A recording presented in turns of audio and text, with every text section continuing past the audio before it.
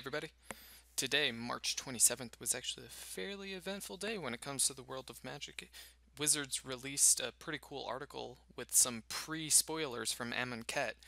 There's a couple cards in there, a couple explanations of the mechanics, and, well, the first thing that you see, this cool playmat that you'll get if you win Game Day, instead of saying the normal just Game Day champion, which, whatever, you're a worthy champion. I guess that makes you a little cooler than just a regular Game Day champion. We got some cool Amonkhet art in the background, probably a card we'll be seeing a little bit later, but we're going to go over a couple of the mechanics and the cards in the article, and the link to the article itself is actually going to be in the description below, so take a look if you want to get a little bit more in depth, but here we go.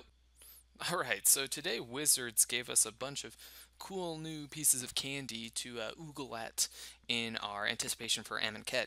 One of the first things we actually got is not a card at all, but well, I guess it's a card. It's kind of like a token. It's what they're calling a punch card. It's got these little counter-looking things that you can pop out of the card. It's got the little perforated sides. There's Embalmed, Exerted, and you may be wondering what those are. There's a couple cards that we'll get later on. They're kind of new mechanics in Amonkhet, and there's a -1/-1 and a brick. Similar to Embalmed and Exerted, the brick we'll get to in just a second because there's a card that uses brick counters, but -1/-1 counters, those were back, playing in previous sets, and most recently the Scars and New Phyrexia. We're familiar with a 1/1 counter, -1/-1 counters. Fun new mechanic, get to shrink opponent's creatures that, gets around the, direct damage. Dealing 3 damage to a creature just lasts until the end of turn, whereas 3 -1/-1 counters are going to stay there until, the opponent gets rid of them in some way. But onto the actual cards. The first one that Wizards gave us is the Archfiend of Ifnir.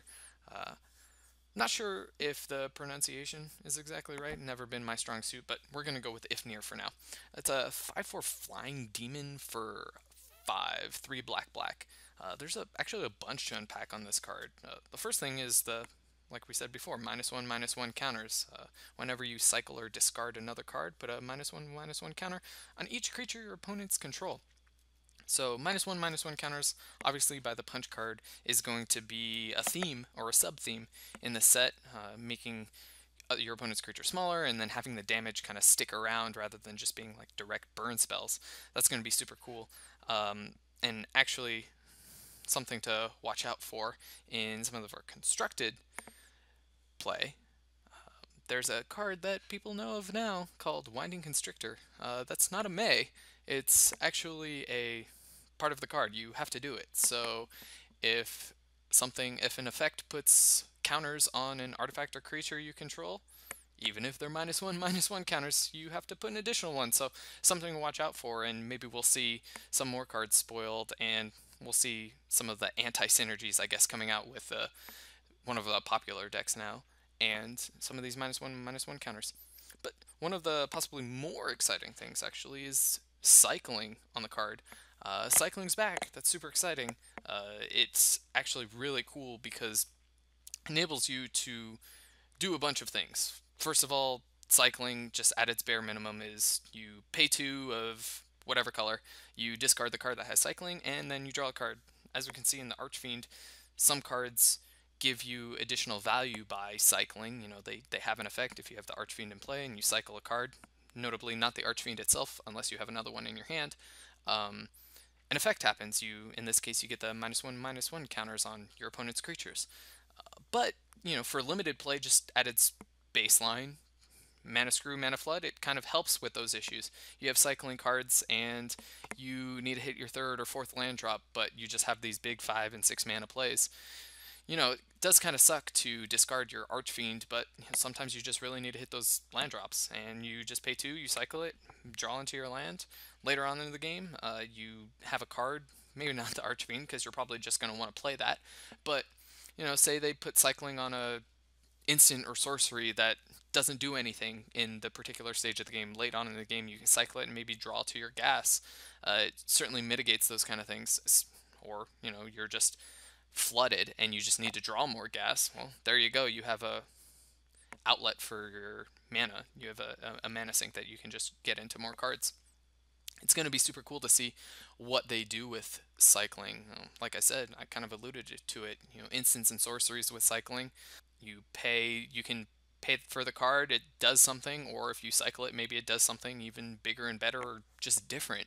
We'll have to wait for some more of the cards to see, but super excited that it's back and really excited to play with it.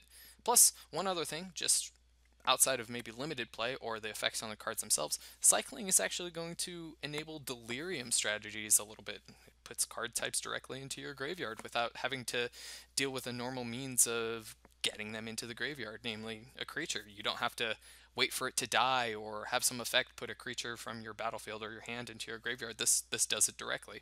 And similarly to before, instant sorceries, maybe I don't enchantments, or I don't imagine them putting a planeswalker with cycling, but you kind of get my point. There's cycling can enable you to get creature or card types rather that are normally difficult to get into your graveyard right away. And who knows how this is going to impact delirium strategies. Similarly, we'll just have to wait and see for what other cards are going to get spoiled, which is super exciting to see. One of the next cards that are shown is Oracle's Vault. It's a 4-mana artifact with 2 abilities, actually, and this is where we see our brick counters come into play. There's 2 tap, exile top card of your library. Until end of turn, you may play that card, and you put a brick card, or a brick counter rather, onto Oracle's Vault. And the second ability is exile the top card of your library. It's very similar to the first. Until end of turn, you may play that card without paying its mana cost, but you can only activate the second ability if you have 3 brick counters.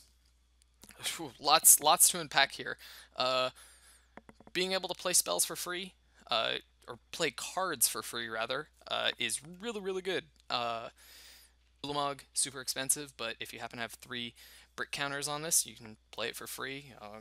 You can have it as a value artifact where you can 4 mana, it just kind of sits there, and you get card advantage because you get to, tap 2, pay 2, tap it, and you get to virtually draw cards. If you can't play it, then, well, you get the brick counters, and then eventually when you get the 3 counters on it, you can start playing cards for free. Similarly to the Archfiend, in terms of -1/-1 counters, this one kind of works with the Winding Constrictor.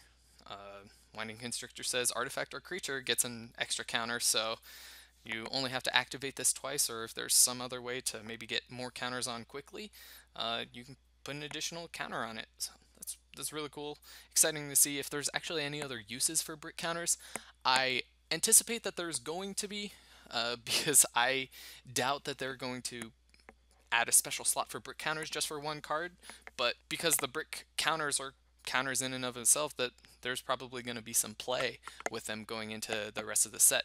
Now, onto the actually Embalm and Exerted, the new mechanics of this set. -1/-1 counters, or counters in and of themselves, is kind of old news. We've seen various different counters before, but these are new mechanics and new abilities for cards. The first one is the True Heart Duelist. It's a 2-mana 2/2 for 1 and a white. Is Human Warrior. The actual text of the card itself doesn't matter. It's a creature. They're going to be creatures, and it does something. It could just be a 2/2 for 2, but in this case, True Heart Duelist can block an additional creature each combat. Super cool, but it's got the cool Embalm ability for 2 and a white, and that means when it's in your graveyard, you can pay its Embalm ability, and you get a creature token version of the card, of the creature. It's a zombie. It's a white zombie, so that's important to note. Regardless of the color of the creature that it started with, it becomes white and it becomes a zombie. So in this case, the True Heart Duelist is already white, so the zombie stays white. But if it were the True Heart Duelist were black or red or green or whatever, it would become a white zombie version of the creature type. Of note, Embalm is sorcery speed, so it's similar to casting the creature. But one important thing to note is that Embalm is actually an ability. It's not casting the creature again. So once the True Heart Duelist enters your graveyard, you can Embalm it, but it avoids counterspells. So something to note. Embalming actually exiles it, so you can't just embalm forever. It's kind of flavorful. It's in your graveyard, it's dead, you embalm and it becomes a zombie. I'm super excited about that. One of the things I can see, we haven't seen them yet, but spoilers are well upon us, and there'll be more and more coming soon. But I'm excited to see the card, which I anticipate us seeing, Embalm and Cycling, a creature where you cycle it into your graveyard and it has an Embalm ability, or it can be embalmed rather. Uh, Super value. That card is definitely going to be a high pick, and I anticipate it's some version of it might be constructed playable. Then again, I'm just kind of putting the pieces together, and you can see how one could definitely lead to another, and just putting creatures into your graveyard and to, pay 2, you draw the card and you get some extra value of it. I can't see that not being good. Additionally, I'll be excited to see if there are any creatures that have an additional ability or something else that happens when you embalm them. Just right now, the True Heart Duelist and the token that it creates, they both have the can block an additional creature each combat. That's cool, but I want to see something maybe when you embalm it, it does 2 damage to a creature, or, another creature you control gains haste, or something like that. We'll just have to wait and see, but Embalm, value going to be good in limited, so super excited. The next mechanic is Exert. That's going to be something that rewards attacking. The Glorybringer is the first card that we see that has Exert on it. It's a 4/4 Flying Haste red dragon for 3 red red. Like I said, Flying Haste. At its base, it's a 4/4 Flying Haste. Super good. Gonna want to play that. But what Exert does, and it rewards attacking, so it seems fitting that it's on a haste creature. When you attack with the creature that has Exert, in the case of Glorybringer, you can exert it, which has its extra effect. It deals 4 damage to target non-dragon creature an opponent controls. That's cool. So not only are you attacking for 4, but you're doing 4 damage to a non-dragon creature. The drawback to Exert and why it rewards attacking is that an exerted creature doesn't untap during your next turn after you've exerted it. So I don't know, you're making your dragon do a little bit extra, so I guess it's tired. That being said, if you have ways to untap your creature, or maybe flicker it, or some other shenanigans, then you don't have to worry about it. It just cares about, not untapping. I'm super excited if we can find a way to give our Exert creatures vigilance, because, well, you can kind of see where we're going with that. Just exert every single turn. Yeah, we're kind of slave drivers here. We just make our creatures do extra, do dual duty, and, no time off. In addition to some of the new mechanics and some of the new cards that we have spoiled, we have some other cards that are in the set that got spoiled, and maybe they're a little bit less exciting in terms of they don't have new mechanics, they're new cards. Some of them are reprints from before, but I just wanted to take a look at a couple of them to go over what we're excited about. The first one is Giant Spider. It's a 2/4 reach spider. It costs 3 and a green. Those are generally going to be a house unlimited. Big butts are always good, and I'm excited to play with that card. Cursed Minotaur is another one that I was excited when I saw it. I don't care that it's a 3/2 menace for 3. That's pretty good, pretty decent stats. You're going to be able to be aggressive with it.